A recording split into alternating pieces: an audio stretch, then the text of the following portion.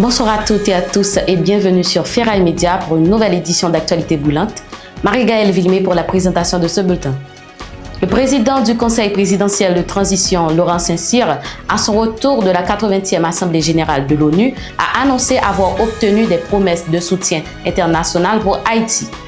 Il a affirmé que le CPT et le Premier ministre s'engagent à combattre les groupes criminels en soulignant l'importance d'efforts diplomatiques et de bonne gouvernance. Une conférence avec les missions diplomatiques sera bientôt organisée pour élaborer une stratégie commune. À l'approche de la rentrée des classes, l'Institut national pour la défense des droits économiques, sociaux et culturels exprime de vives inquiétudes face à la situation de certaines écoles dans les départements de l'Ouest et du Sud-Est. Dans un rapport publié le lundi 29 septembre, l'organisation dresse un constat alarmant concernant plusieurs établissements publics à Bénin, dans le Sud-Est. Ces écoles aux infrastructures délabrées peinent à offrir un cadre adéquat pour le bon déroulement des activités scolaires.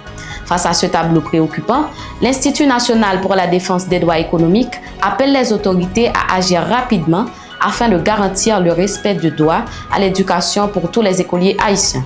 Sous le feu des critiques, le directeur général de l'unité de lutte contre la corruption, Hans Joseph, a reçu le 29 septembre la visite du chef de bureau pays de l'Office des Nations Unies contre la drogue et le crime, Juan Sébastien Marquez. Sur sa page X, le responsable a présenté cette rencontre comme une occasion de mettre en avant les résultats encourageants obtenus par l'institution dans la lutte contre la corruption en Haïti.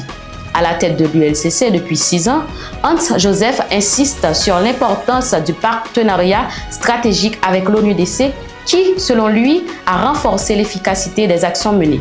Une interview conjointe a également été réalisée à l'issue de cette visite, alors même que la qualité et la régularité des rapports produits par l'ULCC continuent d'alimenter et de vives interrogations sur la gestion et l'analyse financière de l'institution.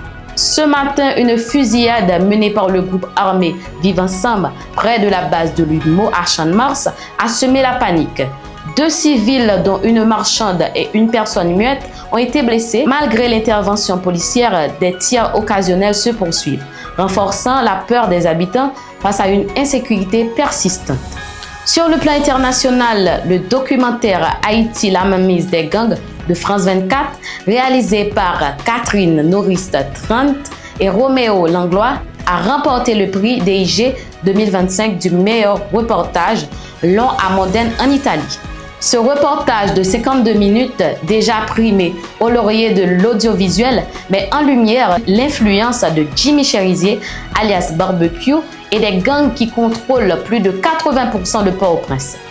Tourné en mai 2024, malgré la fermeture de l'aéroport, il donne la parole à Cherizier, chef de la coalition Vivre Ensemble, recherché par les États-Unis, mais cette visibilité internationale de chef de gang controversé suscite des polémiques en Haïti.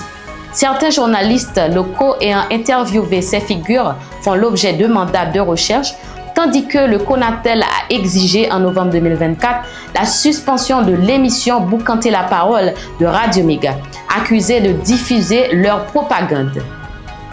Mesdames, Messieurs, c'est ici que prend fin ce bulletin. Merci de l'avoir suivi. Excellente fin de journée à tous. On vous donne rendez-vous demain pour une nouvelle édition d'Actualité titre par titre sur Ferraille Média.